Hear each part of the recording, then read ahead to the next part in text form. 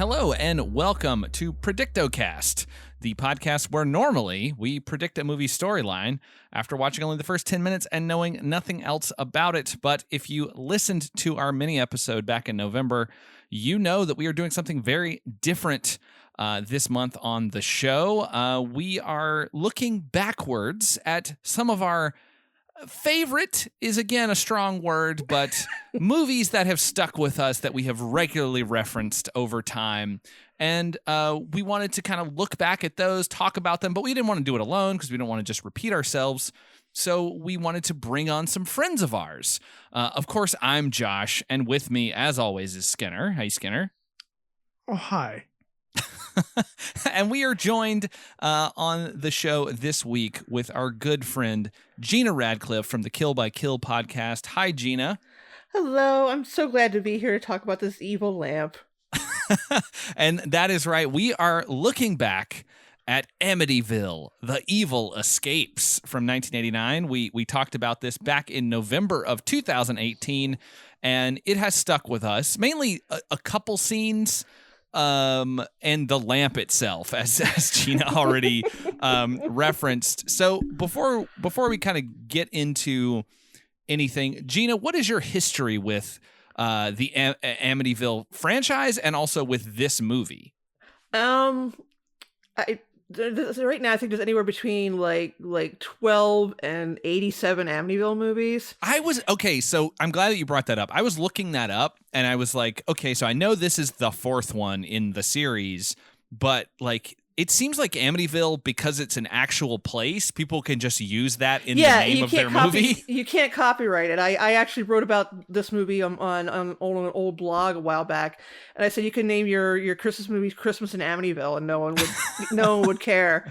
It's just because it's a place name, so there's no copyright. Half of these movies, one would have an evil Christmas tree in it, I think. Exactly, it would just like suck people in like the tree in Poltergeist.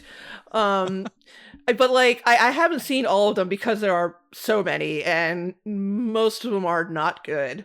In fact, I would say that they range in quality from decent, which is the first one, to absolutely atrocious, which is probably the second one through all the rest of them.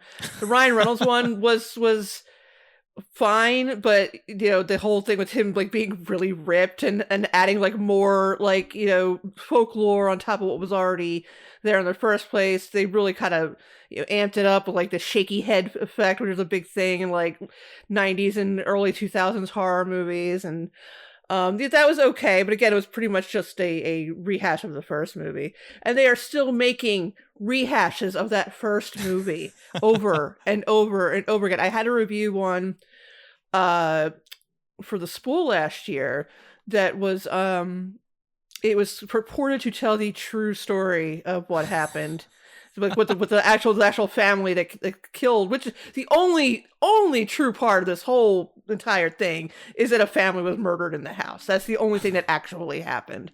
But then it literally, like, the end of the movie is George and Kathy Lusk walking into the house and looking at it for the first time. I'm like, oh great, you've started the whole damn thing over again.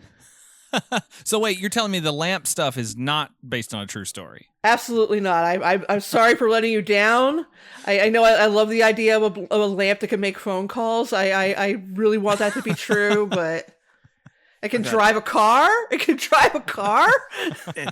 They would love that new remote control Mario Kart game with the actual carts. He's so good at it. I was going to ask, strangles old ladies. Yes, chase after pets and stuff. Oh God, I was gonna ask you guys what would be the least scary thing in your house to be haunted. But when I was looking at this list of works based on the Amityville haunting on Wikipedia, which, like you said, is extensive, the last three movies in particular stick out to me, just for their ridiculous names. Because you can, like I said, you can put Amityville in front of anything. So we have Amityville Island in March 2020. That's fun. It's a village and it's an island. The Amityville Harvest, nice Thanksgiving movie there, heartwarming. You can put that on Hallmark. And then this one, which made me think of like this haunted lamp, the Amityville Vibrator. Okay, so that's a porn parody, I'm assuming. Are you sure though? That's three more that came out just since I reviewed this movie last year. And also, if It's you're going to do incredible. a porn parody of the Amityville Horror, why not call it the Amityville Horror? Or like the Amityville Hard-On or something. Oh, the hard. Okay, do you want to know the plot from IMDb about the Amityville vibrator? Do we know? Do we know? Kathy, of course it's Kathy. Ack. Shades chocolate. She's the opposite of the real Kathy. Moves into a new home and soon comes in contact with a vibrator with ancient evil powers. Two researchers must locate this possessed item before Kathy and anyone else she encounters becomes a sex slave for Satan. The movie poster has a little saying on a little quote. Amityville vibrator, and in quotes, "For God's sake, get off." I mean, okay, I'm looking at this poster. It's listed as a horror comedy. It came out this year, the year of the pandemic. The year of our Lord. It's an More than hour any other year before. It's an hour and 3 minutes. Too long. Yeah, it's definitely too long. But like, I give them credit because their poster is like a little hand-drawn thing that looks like the traditional sort of Amityville house, but instead of the sort of centerpiece of the house, looks like a bloody vibrator, which is pretty disgusting. And it has 7.3 stars out of 10 on IMDb. So, hey, It's right there in probably Shawshank. this It's one. right there in Shawshank Redemption. I'm just marveling over, like, she finds the vibrator when she moves into the house. I mean, we've all moved into places where we found some sketchy items, and what do? You usually just throw them away. Like, Yeah, you don't put them inside yourself. yeah, I mean, when I moved into my first apartment here, we found like the only thing that was left was like a burnt spoon, and I'm like, just throw that away. We don't want that. We don't know. We don't want to see. We don't want to run anybody who wants to like come back with a burnt spoon. But I mean, and he takes like, here, can you figure out what to do with this vibrator that I found in my house? Man, I can't stop thinking about taglines to this movie that you could do so many, like, the evil is calling from inside of you. I don't know. I do like, for God's sake, get out. Get off. That's pretty clever. That's pretty great. It's good. I mean, they have a sense of humor about what they're doing. But I mean, I you do have to. Speaking of which, this movie, Evil Escapes, shockingly does not have any humor about it. Oh no, this is taking things very seriously. It's bizarre because there's nothing good about the entire concept from the moment like this was pitched, written, thought of, filmed, acted upon, anything. Nothing about this was good. No one could ever at any point go, you know what, this is a great idea. I'm glad we're making it. And yet it made all the way to television. It made all the way to, and then it got a DVD release. And a 4K restoration, God bless their soul, is in beautiful 4K on Amazon Prime right now. Someone sat down and cleaned this shit up. It looks good. It looks good. Crystal clear quality. We could see that weird ghoul face inside the lamp bulb. You can see both the houses, the house that's in Amityville, that they leave immediately. Yeah, I wondered what, like, I do want to go back to before we get into it, I do want to go back to your question, though, your initial question, which is, what is the least scary object in your home that could get possessed by evil? And I will say that that's a bit of a wrong way to phrase it, because the lamp in this movie is not necessarily not scary. It feels like it's already clearly evil. Oh yeah, like, it's like a nightmare that it got lamp. Possessed. It looks like it weighs about 800 pounds. It's got these crazy, like, kind of gnarled, like, arms on it. It's like It looks like a person. Yeah, it looks like you see in the background of a Tim Burton Sleepy Hollow, just like standing there. Like when the demon finally gets out and goes into the cat, because of course that's how this movie ends. It should be going like, oh, thank God, that lamp was really fucking scary. I'm glad Yes. I'm out of it. Yes. I think, though, if I were going to pick an object in my home that I would be like, that is sort of not scary, that could get possessed by evil, I think that it would probably be my desk chair. Like, I can think that would be like, I feel like it could still do things, but it wouldn't be super scary. Like it could run over my toes or like. I think that's a good work from home horror movie 2020 based plot that no one wants to see, but like the chair you have to sit at for your work from home office every day, you have no choice. You can't go into the office. You're stuck with this chair. You can't go to the store. It's closed because of lockdown, but the chair is haunted. Yes. And when that's a movie. When you throw it out, it just somehow appears back in your office the next day. Absolutely. Like a coat hanger. But okay, so at the beginning of this movie, like when the priests are trying to exorcise the home, like I like Gena don't know a lot about, you know, this whole franchise, but I think that they say that at the end of the third movie the house is destroyed or something. Yeah, the third movie, the entire damn house is blown up. But it's back normal. It's back in one piece. It reformed itself, I guess. For an estate sale, it's very important to get itself up.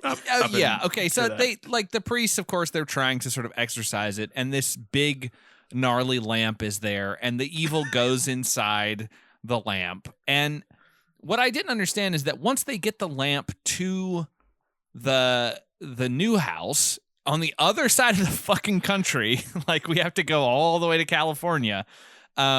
Yeah, I couldn't figure that why they couldn't make it someone who finds it in like a junk shop or something. Now you have this woman who's like, "Oh, this horrible lamp would go great in my sister's house."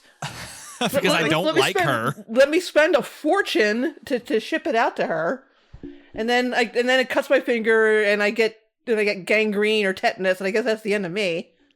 It's such a like, once again, nothing about this plot or even concept is good, and no one could ever think it was. But like, not even like when her like the gangrene effect, where her finger just looks like a sausage. Yes, it's so fun. She has Mitch McConnell hands. Exactly. Much like him, the evil is inside of her now. But god damn it, like, I get the whole idea that it's across the country is so that our Father Kibler, the head of the Keebler elves, their head priest, has to like be too nervous to call for most of the movie, so he just can't just buy tickets, which he always could. He just is too nervous to. But if he was in the city, maybe his nerves wouldn't have gotten the best of him so quickly. But also, find a way that it takes place in the town that you're naming the fucking movie. I like your idea, Gena, that it like they clear the house out and nobody buys that lamp because everybody just thinks it's ugly. So it goes to like a junk shop or some antique store, and then someone comes in and like, oh, this would go great. I'm very eclectic and weird. Let me put it in my house. And then weird shit starts happening. And it's like, oh, that makes sense. But this woman seeing it and going, it's so ugly, I'm sending it to my sister. It's like perfect. It's perfect. It's like the ugly sweater party, except for we do it as lambs, and we involved a lot of shipping pre-eBay and pre-Amazon. How much did that cost her to ship that? Like, it had to be very expensive. Yeah, I mean, you had to send it like a crate or some shit. Oh yeah, because like as it is, like it'd be the same as shipping a human body. It's that large. Well, okay, so when her family arrives in California, they see that truck there delivering the lamp. So did the lamp do any evil shit to the delivery guys or like to the couriers who were trucking it across the country? Just kept stalling the truck out.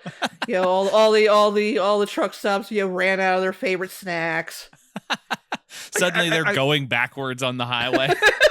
I imagine it was just trying to lay low because it really doesn't want the law involved. It wants to cover its own tracks so that the local police won't arrest the lamp. The lamp.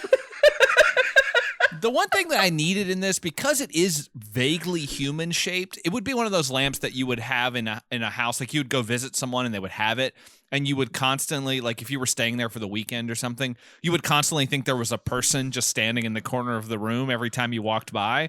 But I needed its arms to move around at some point in this movie, and it doesn't do that, which is unfortunate. Yeah, no, it doesn't. It just kind of stands there. I think the only thing that moves is like its cord moves around sometimes. Yeah, the cord which attached is to the end. hilarious. It's like a tail. Like, it could not be less scary when that happens. Like I get tangled in. Like, don't worry, I get scared about like when I have to detangle all the wires behind my TV when we move or something. But I'm never thinking like, what if this came to life and literally attacked me? What if they just wrapped around my neck and for some reason I couldn't get it off, even though it's not like there are hands there. Or like, you know, you could just literally just not push over a lamp. It's like, it's just a lamp. It is just like, it's hard to explain that even though it's big and ugly and possessed, it is just a lamp. Like you could break its head. Well, okay, so that's my big thing is like, once it makes its way to California and it gets set up in Alice Leacock's house, which again, Leacock is a funny name. That sounds like a guy who would come to install your dishwasher and then try to have sex with you. I'm Leacock. I appreciate that you made sure to say he would come early in that sentence. But once it's at her house and we see the little like bubble of evil go into the wall and then So into the stupid. house so he can do other shit, why is the lamp still like the locus of its energy? Like it should be in the entire house at that point. And they just throw the lamp out the window and it's like, oh well, evil is gone now. Yeah, I love after all the like the this thing is really scary and this is going to take over the entire family. What do they throw it out the window? And that is how evil is vanquished. She chucks it out the window like Tommy Wiseau chucking a TV out of the window in the room. Because they got rid of it and it works. Like it literally works to toss it out the window, right? So all those times where we see it have to go in the other parts of the house, like if you unplugged it, which it does to itself to attack people, like it no longer can turn on things on you. It can't make it can't kill birds anymore. How did it do all the things it does? Yeah, like how did it force the bird into the toaster oven? Like, did it sweet talk it? Did it like put the face of like the dead husband of the bird on its side? Josh, can you Photoshop that for me? Not for the Twitter feed, but for my personal collection of the bird looking at its long dead bird husband face in the Amityville Horror. He's got to have a little mustache and a hat, like he was on his way to his job at the insurance agency when he died. Yeah, I mean that is that whole scene where they get there and they get there and the bird and the cat don't like the lamp clearly. But like when they find the bird in the toaster oven the next morning, how did they not smell the bird cooking until it pops out of the toaster oven? Like, surprise! Because one thing that toaster ovens are great about is just sealing in the flavor and smell of everything it cooks forever. You don't smell the crumbs of everything that was every meal ever made in a toaster oven for the next 10 years of your life. Oh, God. That means there's going to be like bits of feather in that toaster oven. God, like, okay, Gene and I are parents. Josh, you can stay out of this conversation. You're not important at this point. All right, I'm muting. Like, literally, when our daughters were the age of the daughter in this show, this TV movie, is there any way they would think a lamp was their dad? Yo, I love that. She's like, look, it's Daddy, and it's like, I mean, is it supposed to be funny or is it supposed to be horrifying?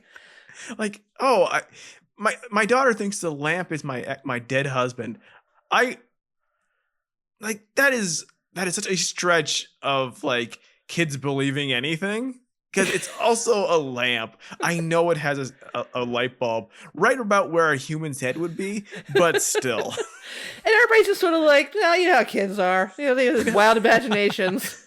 Wild imagination. She's coping the way that she knows best by putting the personality of her dead father and just pastiching it upon this lamp that looks like a tree.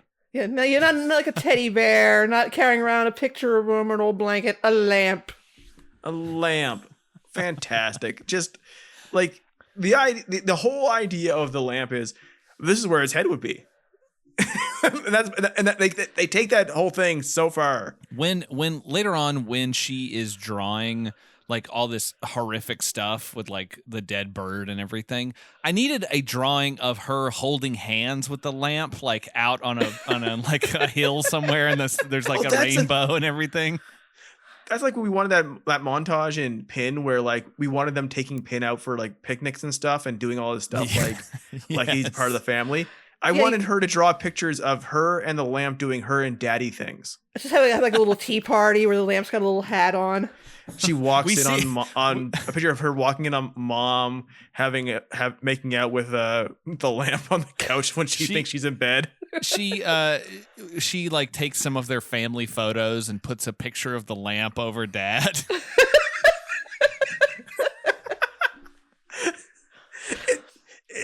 You could do so much with it if the movie didn't think it was serious.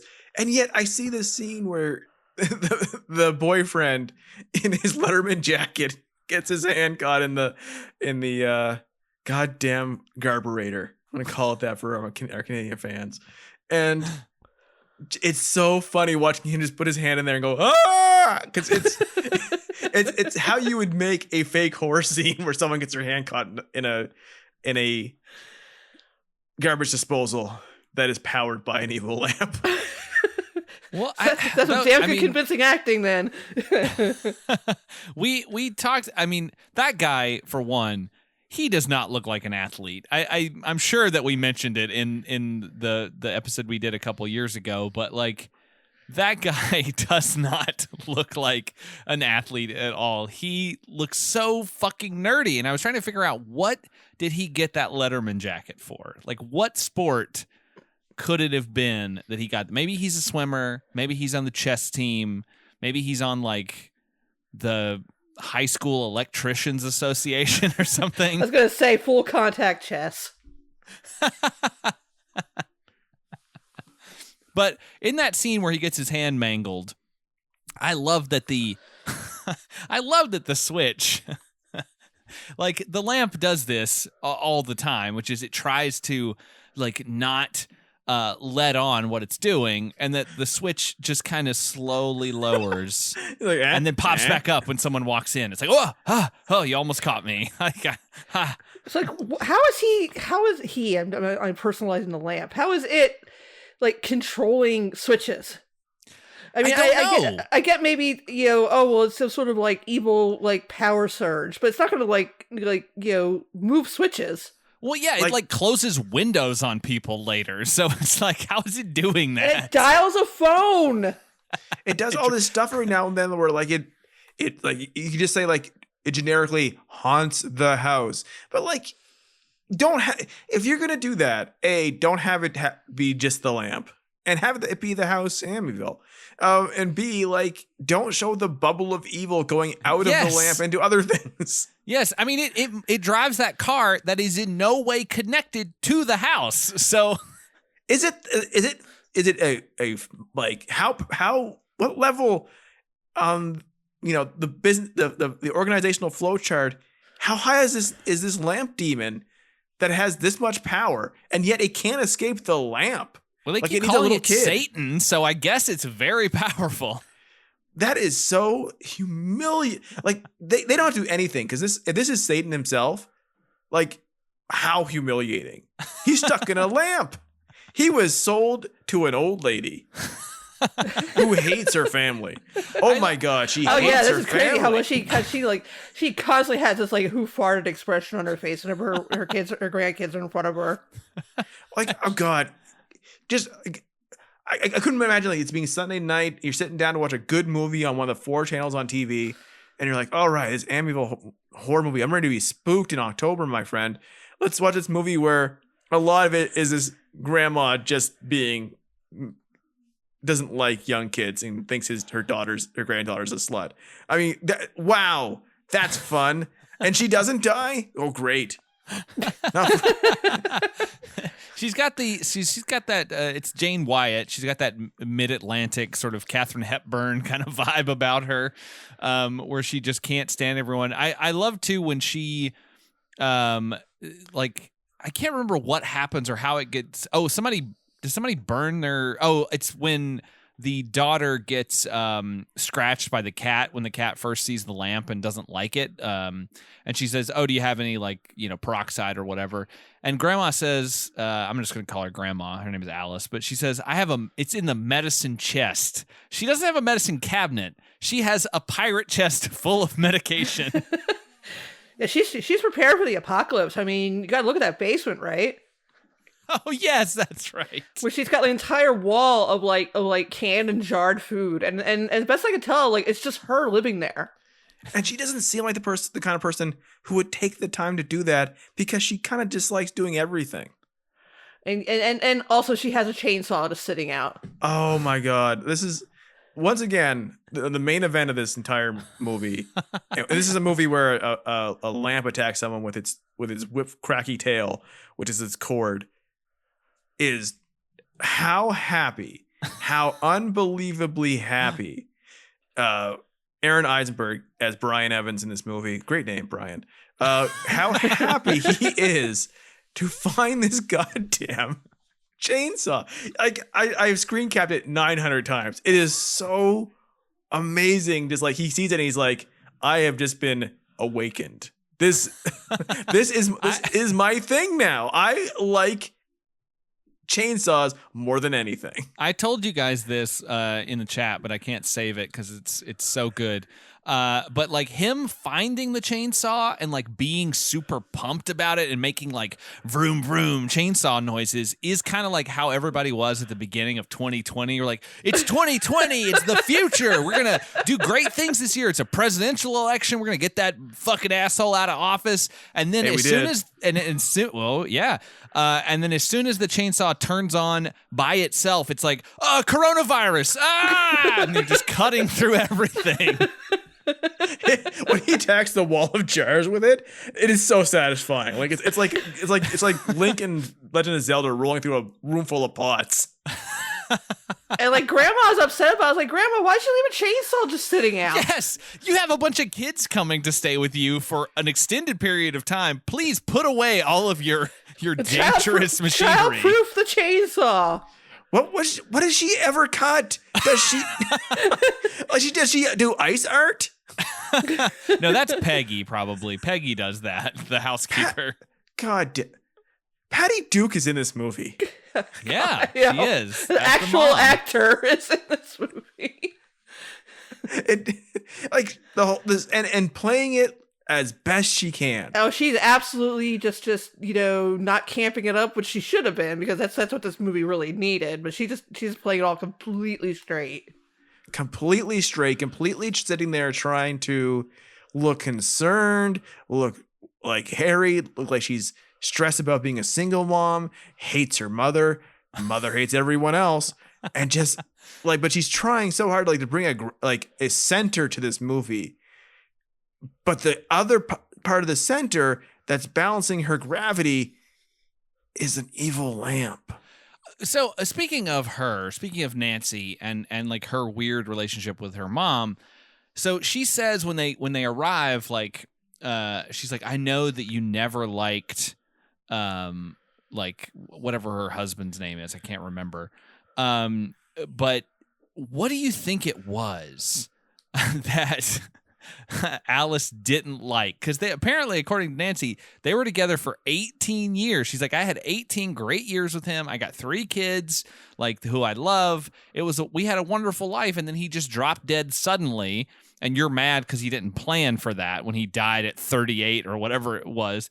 And it's what did he do that she didn't like? Because we don't know much about him. I think we don't ever learn what he did or he's the kind of guy that if his daughter saw his face in a lamp, she would think, that's my dad. Oh my God, he was all this. He was very skinny and very tan, and he just had very sort of ropey, veiny arms, and very tall, of course, too. And a big bulbous head. But he would light up the night if you let him. I was going to say he was very bright. Yeah. Yeah, he would just stand in the corner of a room and not move. Just quietly standing. Standing. they needed more of the lamp talking to her, because I don't sit there believing that like she just saw his face and she's like, yep, this is it.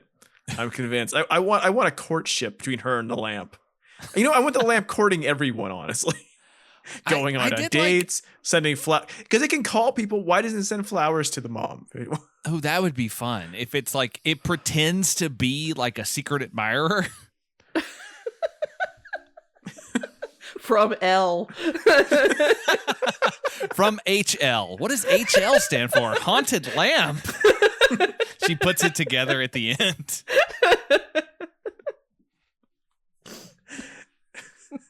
It's so hard to like move away from this one fact of the movie. The fact the well, it's the whole movie. I mean, that's what it is. If it was going into multiple different objects throughout the movie, that would be one thing. But it is completely centered in the lamp. Even when it moves into the house, the lamp is still sort of the hub of it all.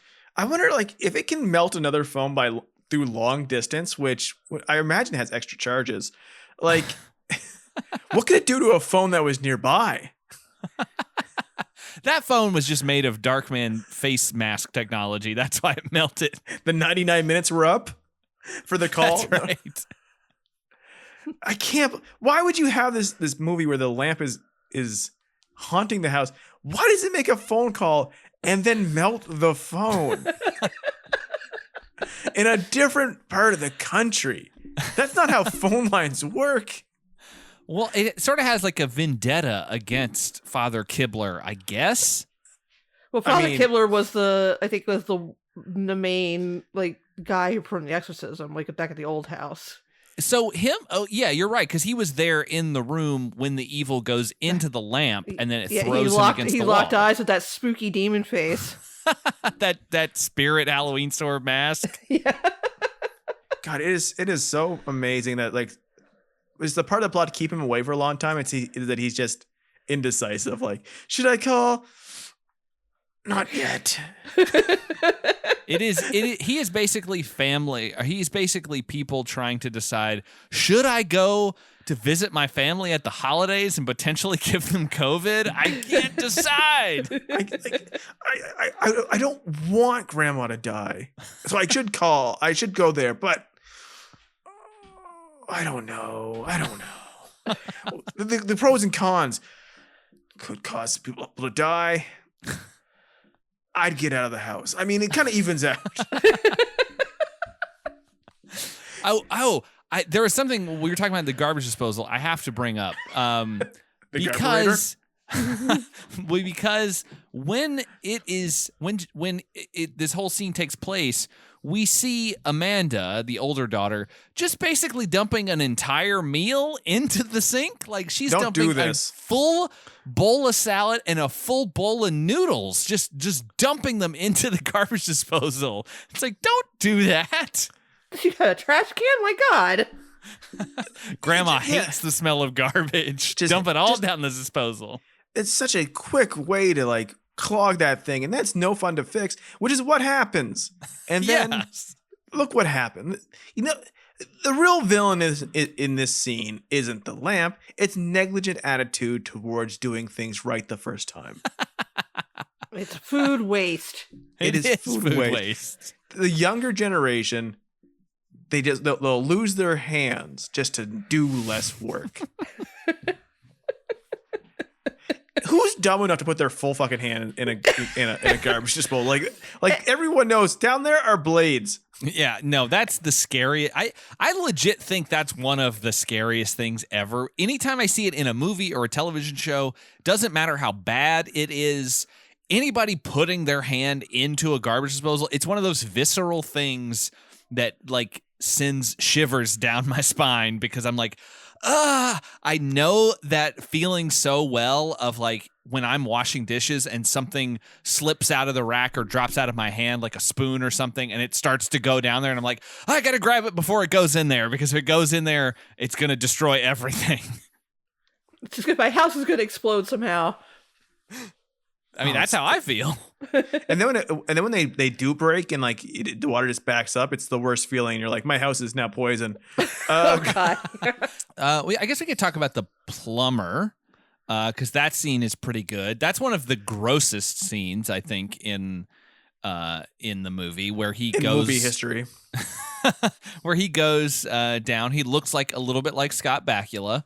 And he goes to check out what's going on with their pipes, because I think this is when like the black ooze starts coming out of the pipes, which is like an Amityville special, we call that.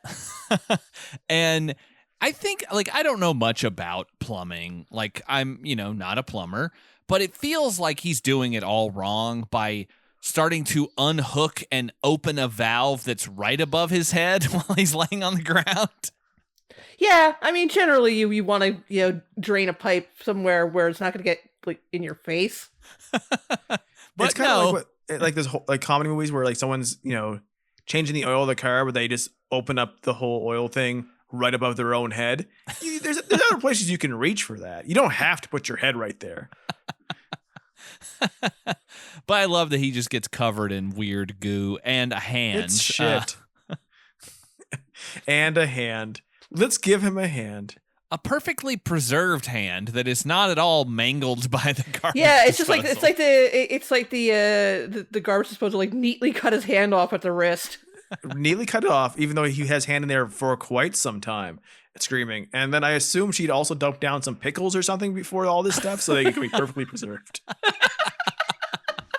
I will say that this does have a higher body count than certainly the first Amityville Horror, which had Wow.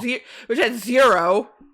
This has So- 3, I think. Well, we have the nanny, the The housekeeper, the little old lady, the lamp just strangles because for shizzles. Yeah. God, the aunt dies. Yeah, she Yes, gets The plumber dies. her finger rots off, and then we have the plumber, and then the housekeeper. Yeah. I mean, it's pretty good. I did notice something. I saw something on I think it was on IMDb, but it was talking about how the director Sandor Stern apparently he did not film the like more gory scenes because this was made to be a TV movie. And he doesn't know where they came from, supposedly. So I don't know how I guess the scene of the blood hitting them from the garbage disposal, he apparently didn't make that. He apparently didn't shoot that scene. So I guess they must have shot it after he had gone home for the day, like second unit or something, to put into an eventual video release, which is weird. So I'm wondering what the TV version looked like. What did that, like, did he just put it in and then scream and then it cut away? When I watched it originally, when I wrote about it for my blog, I think yeah, because I watched like a YouTube rip of it, and I don't remember it being particularly gory.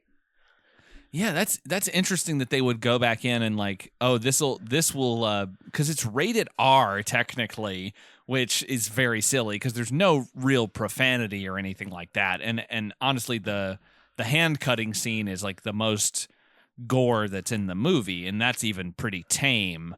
But I just imagine them like, okay, old man Sandor has gone to bed. Let's go. Let's go. Just looking out the window and seeing this car drive away. Okay, guys, come on. Shit, he's coming back. Get his hand out of there. Get his hand out of there. put that blood away. Put it away.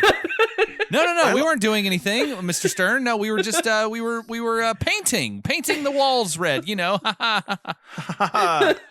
It's first. We were. We know you love red walls so much. Like we were just.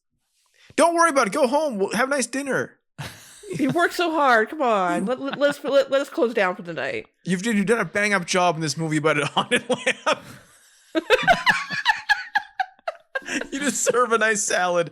Why don't you go to Denny's? Treat your family. So I noticed that, like, because it says the sort of tagline or the storyline for this thing on IMDb is like, the demonic force lurking in Amityville for over 300 years escapes to a remote California mansion, and it's like, has Satan only been out of our lives and like confined to one city, one town for that long? That's great. We had a really good run. I guess, like. But it's weird to me that it would somehow, like, it's been there for 300 years, and it didn't leave when the house exploded at the end of the previous movie. It left when the house had already reformed, and then it got into a lamp and then went to another state. Like, did it just need to? It got too cold in New York for it. It's like I gotta go to the West Coast. Yeah, these movies, the Amityville movies are even worse about continuity than the Halloween movies are. Like every movie that I've seen, they explain the origin of the evil in a completely different way. Like it was the first movie. I'm pretty sure the first movie to bring up the whole idea of buried on top of native ground and oh yeah, and then they added in for the Ryan Reynolds movie that it was some sort of like a kind of like a Salem witch trial type of thing, and then and then another movie it was the actual literal devil himself, and it's like literally has changed from every single movie to something different. And the movie that follows this one, Amityville Dollhouse, it's in a dollhouse. Oh, there's one where it's in a clock. Yeah, is that really It's About Time? Yeah, if you really want to like blow your mind, read the Wikipedia description because it is long and it is absolutely nonsensical. This is 95 minutes with this version of it or so, but like that's not too long, but also it's too long. Because there's a lot of this movie that just nothing happens. Well, because it is a lamp. It's trying to be a family drama, and it's trying to be a horror movie, and it's not doing any of those things very well. I'm enjoying the kids' outfits, looking back at 1989, but that's about it with those scenes. I really like at the end of the description on Wikipedia that it says the movie ends with the family thinking their ordeal is over, not realizing the dead plumber is still inside their house. Like that suggests the dead plumber is their real ordeal. I was gonna say, yeah. I mean, is he gonna like possess the dead plumber? I forgot about that. Like the plumber's died in the house and no one noticed. Thank God. And no one will notice. They're going to move, right? They have to. Yeah. Thank God we got rid of that haunted lamp.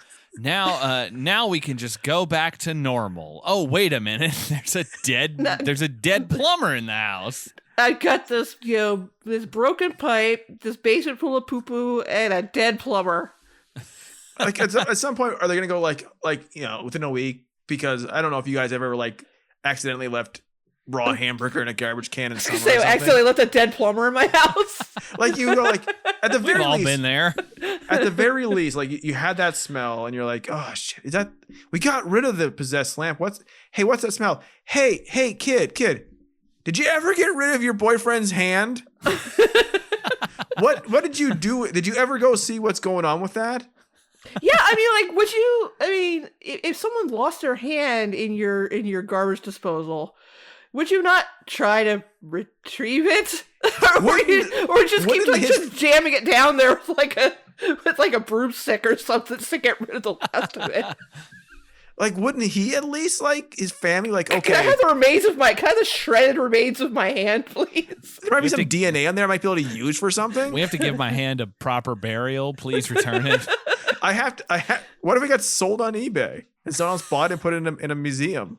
Or someone threw it in an old grill and then somebody bought that grill out of a storage locker and then they made a documentary about it. Finders Keeper is such a great documentary. I mean, it's like it's almost like he put his hand in there, he comes away, he's no hand. Well, I guess that's gone. But it's like it's cut clean off, like the whole hand's down there. Like it should be like just a whole intact hand sitting in there. Like in theory, it's so intact they might have had a chance to save it. Yeah, it could have happened, but they didn't bother. Grandma was just like, "Get him out of here.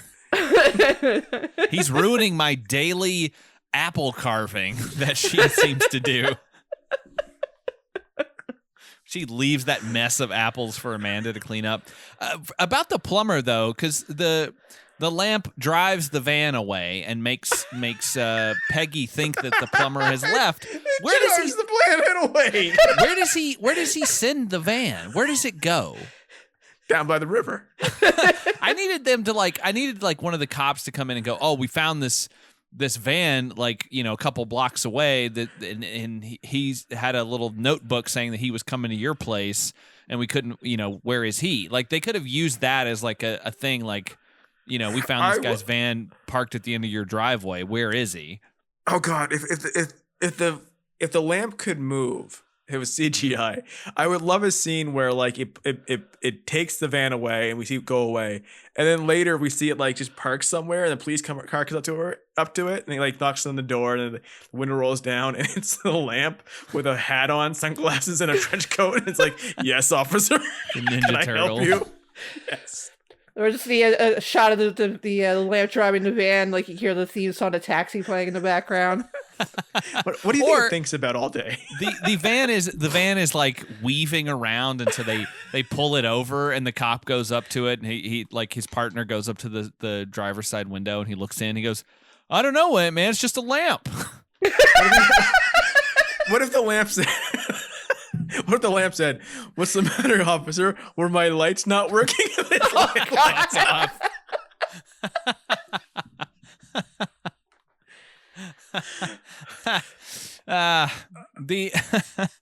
At some point, I think Kibler he comes to California finally. He finally decides. It's kind of funny because they sort of bill Norman Lloyd pretty high in the credits, but he's like barely in the movie, and he even says early on, he's like, I can feel that the evil is out of this house, even though I've been totally fooled by Satan before. I know that this time he's gone, but like he doesn't do anything in the movie. He's just like, well, you can go to California if you want to. Like, yeah, you go get the haunted lamp. I'm taking a break. This is a young man's game. Hunting down haunted lamps that can melt phones. I don't want any of that shit. That's how you know he's the cool one. He's the new age of priest. He's the kind of priest that, you know, makes a big production out of like turning his chair around the wrong way. We're sitting down and rapping with the kids about drugs. He's got like a personal computer. He's got an Amiga or some shit. And like, kids, come on, let's play this cool game. It's called The Bible 64. That definitely existed, right? I'm sure it did. But don't worry, he had that 1989 computer in 1999 and still thought it was cool. Once Kibler does get there, and he finally convinces Patty Duke that like, oh, the lamp is evil. She's like, yeah, right, that makes sense. Like, yeah, right? she goes along with it pretty quickly. Like she's kind of on board pretty fast. But once that happens, and they kind of are speeding back to the house for the big conclusion, he's like, I've got some new ammunition, holy water. And you're like, weren't you using that at the beginning of the movie? Yeah, oh yeah, he definitely was, yeah. And also, he just discovered holy water. He's a priest. Maybe when he's playing his video games with the kids, like when the kids brought in Castlevania, and they're like, you can use an axe, holy water. This is the equivalent of like The Dark Knight Rises, where Batman does the exact same thing in his second fight with Bane, but it works this time. He wants it more. He believes in himself, and he believes in the holy water now. But that's the thing, is Kibler seems less convinced the second time around. Once that kid stabs him in the shoulder, he's pretty much done. Like, he doesn't really accomplish much. Oh yes, once the flying little girl with a knife comes out and stabs him. Is she also like? I guess she's kind of possessed at that point, but like it's got to possess less things at a time. Because then, like when the cat is possessed, I don't care, because if the cat's possessed, perhaps the entire neighborhood is possessed. Can this cat pick up a phone? Can this cat move cars? I mean, it would have been cool if there was like a bigger twist at the end, where like it was a mountain lion instead. They kind of built it up to the kid was going to be possessed by the end of the movie, but she's fine. And like the explanation for that, like, you know, kid was like, oh well, you know, the devil's going to pick the most vulnerable person in the house and possess. And I'm like, well, that doesn't make any sense. You've got, you know, 2 adult women and, you know, an almost teenage boy. You're going to go for like the 7-year-old though. It I mean, should that have kid- been. It should have he sh- been. It should have infected Grandma. Like she should have been They already did leaving for infect whatever Grandma. she's doing, and she turns and looks back at the house, and her eyes are like red, like a She's got thriller that, like, ending. I was gonna say she's got that the thriller eyes.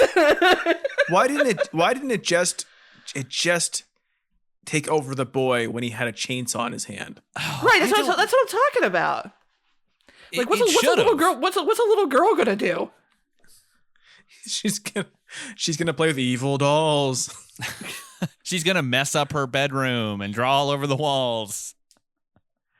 Yeah, There's that's that- annoying, but not very terrifying. There's that moment where, like, when they see that room and they're upset about it, and Alice is like, "Well, it's clearly Jessica," and Nancy turns to her and she's like, "I will hit you if you say Jessica did this." It's like, holy Take shit. her name out of your mouth, bitch. Her mom. Well, I guess the idea is in classic, demonic possession movies, I guess affecting the whole family in one way or another. It's got a lot of the tropes, but none of them they do none of them very well. It would have been cool if it had infected everybody, like, at random times. So, like, instead of it just flipping the switch down of the garbage disposal, it made Amanda do it. Like, she didn't know why she was scary. doing That's it. scary. Remember Yes. watch that possessed dog movie where that dog his mom had sex with the devil and gave birth to devil puppies? Devil Dog. Oh, Devil Dog, yeah. Devil dog. Like it one by one possesses everyone in the house. Like they literally become evil themselves. Yes. And that's what Which should the be lamp happening doesn't do. here. Yes, the dog has a better plan than the lamp. That's all I'm saying. They could all have, like, cool glowing yellow eyes like the lamp, and like we could see little Jessica putting the bird inside the toaster oven, and then, like, the kid, Brian, great name, getting the chainsaw, and then, like, his eyes lighting up and he's, like, sawing through things, and the only thing that stops him is Peggy, the coronavirus vaccine, with her metal rod.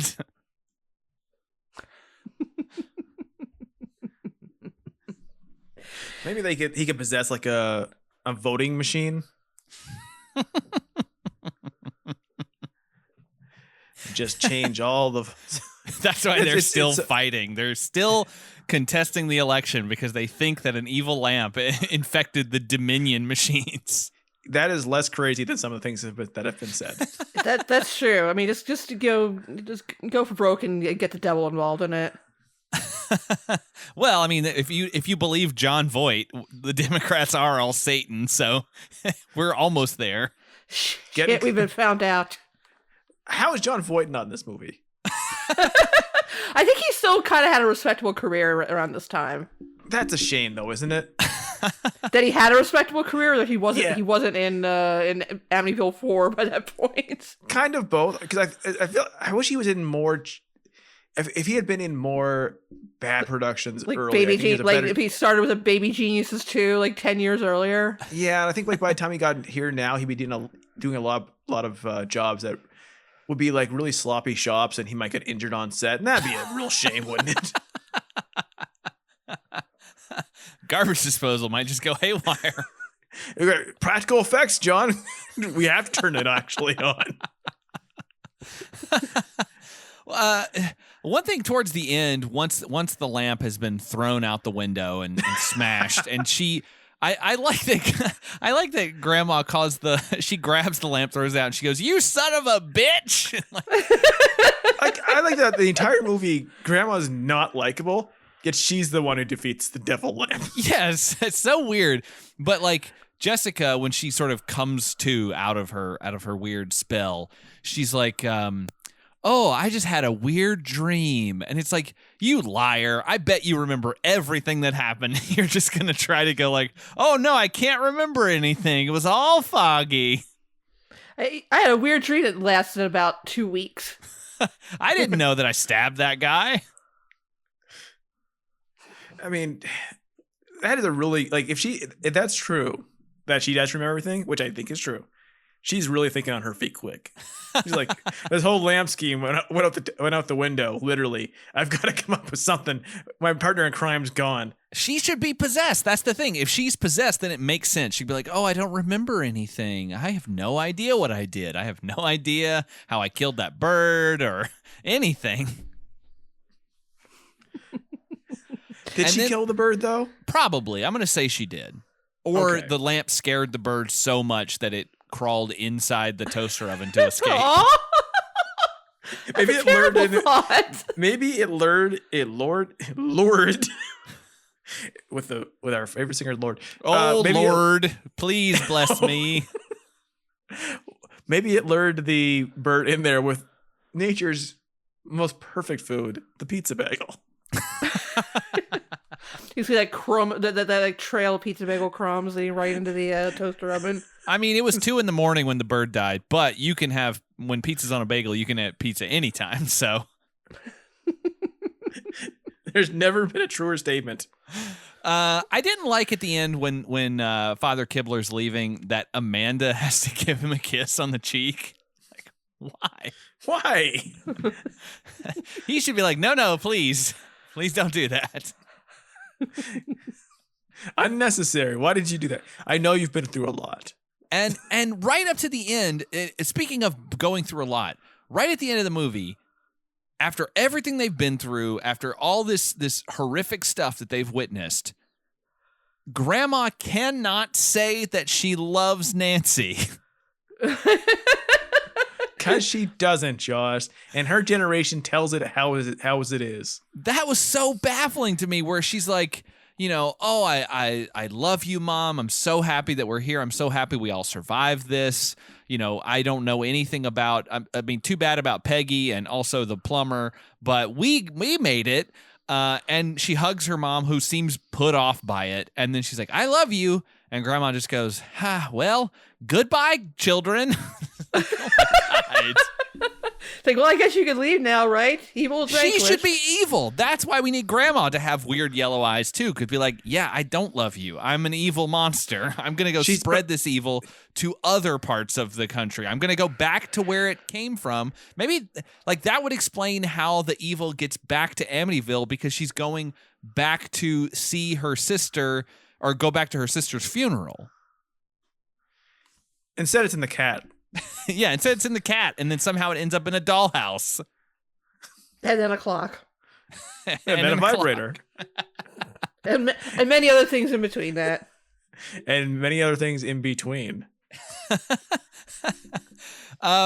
So Gena, so if for the ones that you've seen of the Amityvilles that you've seen, where do you rank this one? Oh God. I mean, how many have I seen? I think I've seen 6 of them, maybe. Oh my God. I would probably put this. Believe it or not, I put it 3rd, right in the middle. That's how you know. That's how you know how lousy this series is in general. and the first 2 are just the original, and then like the remake of the original. So That's fair. I mean, it's so enjoyable. Yeah, this is I enjoy it, especially watching it and talking about it with friends. But like, it is so kind of stunning to sit back and go like, how do you overthink a haunted house story? Like so many of us live in homes. Not enough of us these days, but so many of us have homes to live in, and like it's feeling uncomfortable and feeling like something is under your control within your personal space is such a universal feeling. It is waking up in the middle of the night, feeling out of sorts, or not hearing a noise that you don't understand, or worrying that someone's in your house or something's in your house, is just something we all feel. We've all felt it. And like, it's boring if you think like, oh, this story's been told 1,000 times, yet it can be effective over and over again. But instead, it's like, you know what? Instead of like this being evil generalized in the house, a haunted thing, something going room to room, something that could be actually scary. You know what? I saw this lamp at a estate sale, and I bought it, and then I wrote a script. in one day. in one day. It's the only way that ever happened. The lamp came before the script. There's no one can tell me different. Oh no, I totally buy that they just saw this lamp, or it might have been that lamp. Who knows? I mean, I can't imagine somebody being assigned to design a hideous lamp for this movie. Yes, no, you're totally right. They definitely found that somewhere, and they're like, we have to be very careful with this until the final scene when we can throw it out a window because we only have one, and we cannot destroy it. God, I imagine like them throwing it out 3 times. The first 3 times it doesn't break. It's so well made. Yeah, it's probably like I said, probably weighs about 800 pounds. And Grandma's like, "Herp!" Just throws it out the window. Oh my God! They're like, at the end of the movie should have been like Grandma getting carried out on a stretcher because she threw her fucking back out, throwing that thing out the window. I wish like Kibler had like walked up to her, slapped in the shoulder, and go, "Way to go, Elway." And that's the end of the movie. They have that like they say this a couple times where like, you're really a tough old lady, like to Grandma a couple times. That's a way of saying you're an asshole. Like before they became like Fox News watchers, like we had to have little casual ways to say like old people tend to be assholes. Well, I mean, I think unless you guys have any other thoughts on Amityville 4, The Evil Escapes, the 4 is not really part of the title, but then I think we can wrap it up. Gena, thank you so much for joining us to just have a freewheeling discussion about this silly, silly movie. Please tell our audience where they can find you on the internet, because you have an amazing podcast and you're an amazing writer. So tell people where they can find you. Oh, well, thank you. I am the co-host of the Kill by Kill podcast, both of which you have been on before. Which we talk about horror movies, mostly focusing on the characters and the odd little background details. Some recent movies we've done Blood Rage. We have an episode. We have our Saw's Giving episode coming up. When we were, we asked our listeners to vote on, because neither of us had seen most of the Saw movies, and we just sort of asked the audience to pick one for us that would be the most confusing to watch if you didn't know the Saw-verse very well. And oh boy, yeah, that one was confusing. We also do a side project called Dish by Dish, which we're rewatching Hannibal and talking about it episode by episode. And I am a writer over at the Spool, in which I write about movies and television.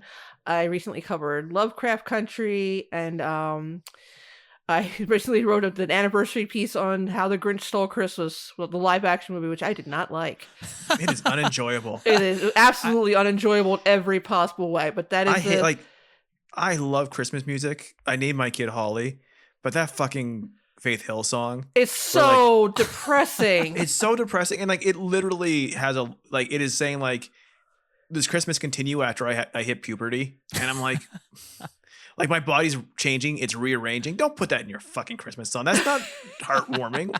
You're a fucking idiot, you country music singer writers. Like, you and your fucking Christmas shows and this, go to hell. Yeah. Don't be so goddamn literal. I don't need the Christmas shoes. I don't need any sad Christmas songs. Oh my None. God! I will say for a couple things, Christmas shoes. Watch the movie. It's fucking terrible. It is amazing. It has to be on your holiday watch list this year.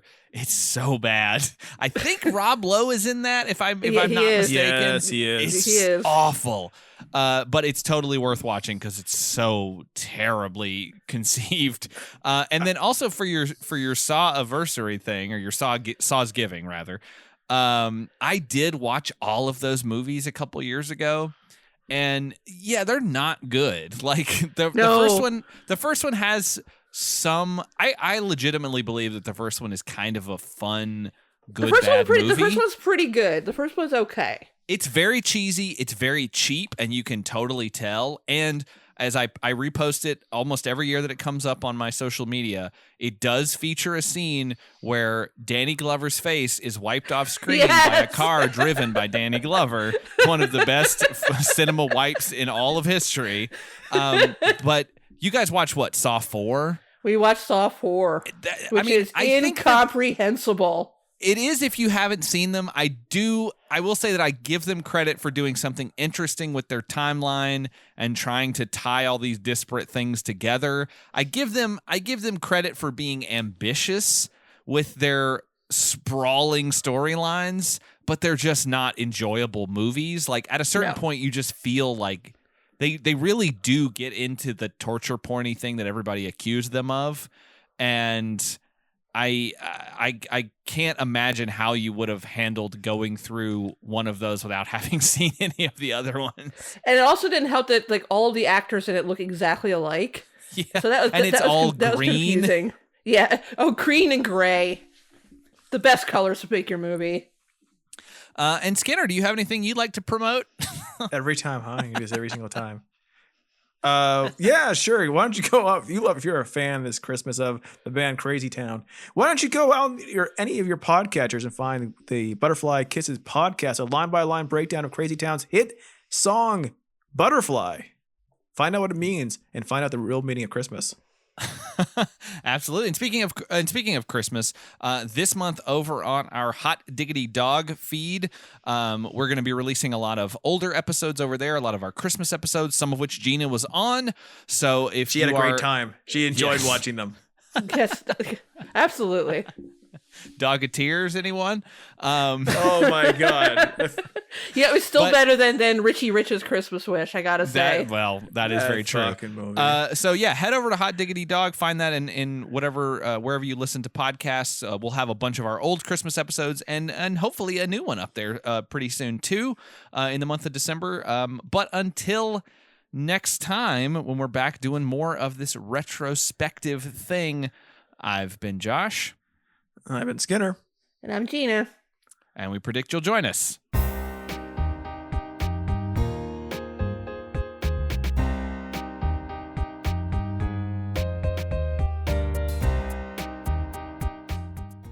If you like the show, subscribe, rate, and review us over at Apple Podcasts. We're on Twitter and Instagram at predictocast, and you can find our entire back catalog at predictocast.com. Our theme music is by Kyle Sledge. Find more of his work at soundcloud.com/geistmusic. As always, thanks for listening. Josh, when I had that Christmas Carol website that I talked to you about before, where I get the millions and millions of hits, I would get emails constantly asking for the Christmas shoes, and I just refused to put it on it for like 2 years. And then I finally put it on it. It became it became the top hitting search for that on my site, and I just put the fucking movie on there for DVD for Amazon Associates, and I sold so many of those goddamn DVDs. People are horrible. They're stupid. It's like I don't sit like down and like around Thanksgiving go, I'm gonna go sit and enjoy a song about someone's father having an aneurysm while they're suffering from lung cancer. Like why would I go put myself? That really gets me nostalgic for when my dad died. Something fucking Batman would do.